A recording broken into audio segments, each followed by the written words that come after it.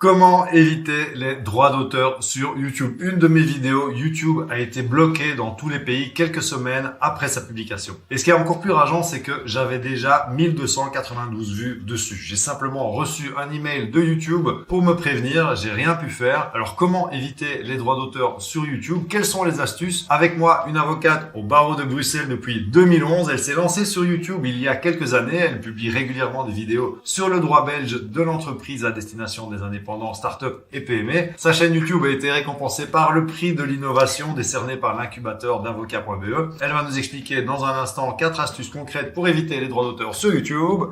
Alexiane Wins. Ouais, bonjour à tous. Alors Alexiane, avant de partager ces 4 astuces, peux-tu nous rappeler ce qu'est le droit d'auteur? Oui, évidemment. Le droit d'auteur, ce sont en fait les droits exclusifs d'exploitation qu'a l'auteur sur son œuvre. Alors, qu'est-ce que c'est une œuvre? Une œuvre sera protégée par le droit d'auteur si elle remplit 2 conditions principales. Il faut une création concrète, palpable, une matérialisation. Ce n'est donc pas une simple idée. Il faut aussi que l'œuvre soit originale, c'est-à-dire qu'elle incarne en quelque sorte l'esprit créateur de l'auteur. Prenons quelques exemples. Alors, quelqu'un qui a une chaîne YouTube et qui veut partager des extraits de films, dessins animés, mangas, morceaux de musique, clips musicaux, est-ce que ce sont des œuvres originales protégées par le droit d'auteur et surtout risquent-ils d'avoir des problèmes avec leur chaîne YouTube? Oui, alors évidemment, tout ce que tu as cité, ce sont des œuvres protégées par le droit d'auteur. Lorsque tu crées et publies une vidéo sur ta chaîne YouTube, pour autant que le contenu soit le fruit de ton travail de création, tu deviens l'auteur de ta vidéo et elle est protégée par le droit d'auteur. Mais par contre, si tu utilises les œuvres des autres, des mangas, des films et tout ça, tu utilises des œuvres protégées par le droit d'auteur et tu risques d'avoir des problèmes sur ta chaîne YouTube. Ok, mais alors pourquoi est-ce devenu si difficile d'utiliser sur sa chaîne du contenu d'autres créateurs? Eh bien, tout simplement parce que depuis l'entrée en vigueur de la directive droit d'auteur, c'est une directive européenne, il est devenu de plus en plus difficile d'éviter les droits d'auteur sur YouTube, car YouTube a maintenant, en tant que plateforme, une responsabilité renforcée vis-à-vis des auteurs en cas de violation de leurs droits sur la plateforme. Donc, YouTube a développé l'outil Content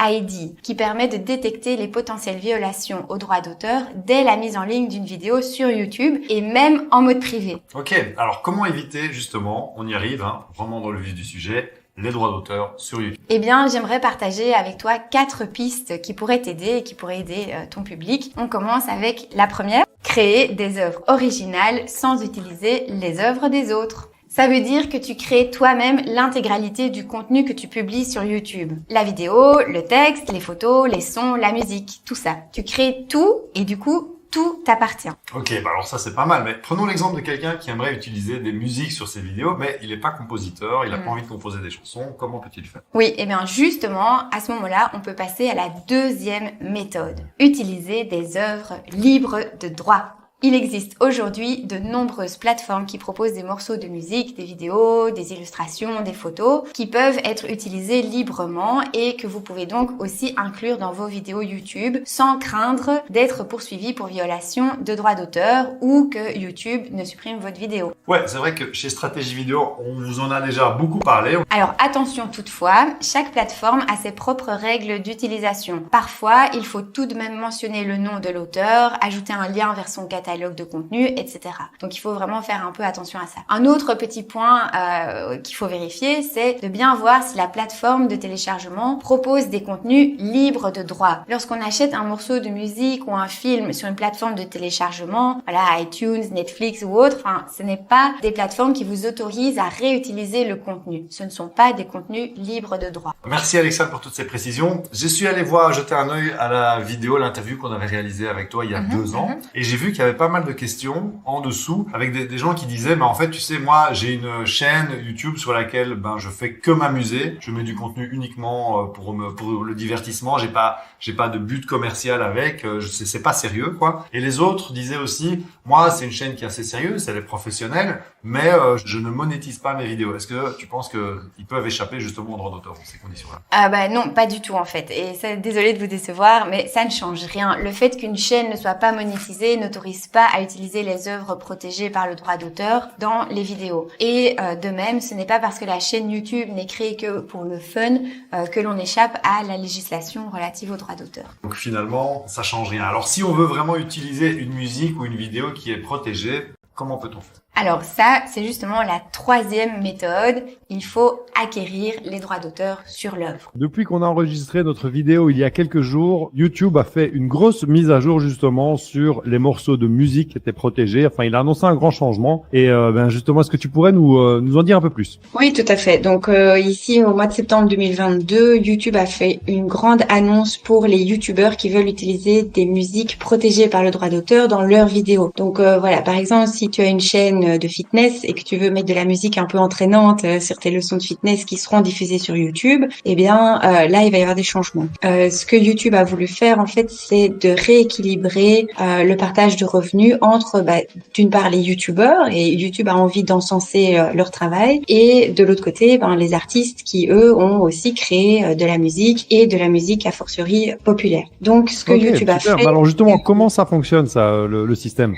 Donc, ça s'appelle le Music Creator, et en fait, c'est un outil dans lequel tu peux te rendre avant de tourner ta vidéo. Donc, l'idée, c'est d'aller voir si le morceau de musique que tu veux mettre dans ta vidéo est disponible dans cet outil. Et si il est disponible, donc forcément, ce seront pas tous les morceaux de musique. Il faut vraiment s'assurer que le morceau est disponible. Dans ce cas, tu auras le choix entre deux possibilités. Soit tu achètes alors une licence qui te permet d'utiliser ce morceau de musique dans ta vidéo. Et donc voilà, là c'est comme acquérir les droits, mais simplement pour une vidéo. Et l'autre possibilité, c'est alors de partager les revenus de monétisation de ta vidéo avec l'artiste dont la musique est utilisée dans la vidéo. Voilà, ça ce sont les deux possibilités, soit une licence, soit un partage des revenus de monétisation. Ouais, donc ça a pas l'air hyper simple, hein. Ça va pas poser des difficultés, ça, un petit peu? Oui, donc en fait ici, c'est vraiment les tout débuts de cet outil. C'est d'ailleurs encore seulement en test aux États-Unis. Donc il y a encore plein de questions qui sont pas réglées, comme par exemple que se passe-t-il si on utilise plusieurs musiques dans une vidéo? Voilà, il y a plein d'interrogations encore actuellement. C'est vrai que c'est très complexe et justement on a vu dans les commentaires énormément de questions à ce sujet. Et si je transforme un petit peu l'œuvre, si je retourne l'image en miroir, si j'utilise seulement des extraits, que je commente, etc. C'est pour ça que je vous disais d'aller à la fac de droit.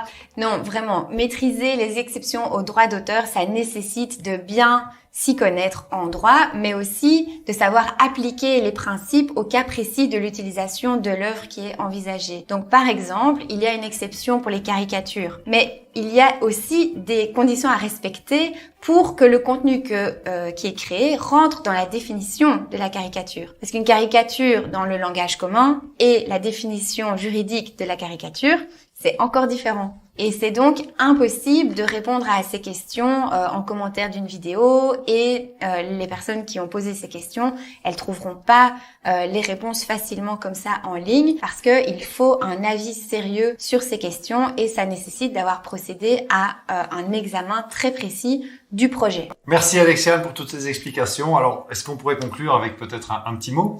Oui.